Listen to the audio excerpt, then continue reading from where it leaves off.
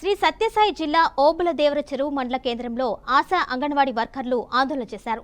తమ న్యాయమైన సమస్యలు పరిష్కరించాలని వైఎస్ఆర్ సర్కిల్లో నిరసన వ్యక్తం చేశారు. కనీస వేతనం 26,000 రూపాయలతో పాటు ఉద్యోగ భద్రత కల్పించాలని డిమాండ్ చేశారు.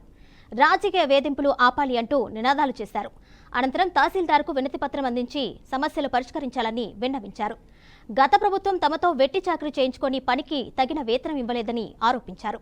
ప్రస్తుత ప్రభుత్వం తమ సమస్యలు పరిష్కరించి తమ జీవితాల్లో వెలుగులు నింపాలని వేడుకున్నారు.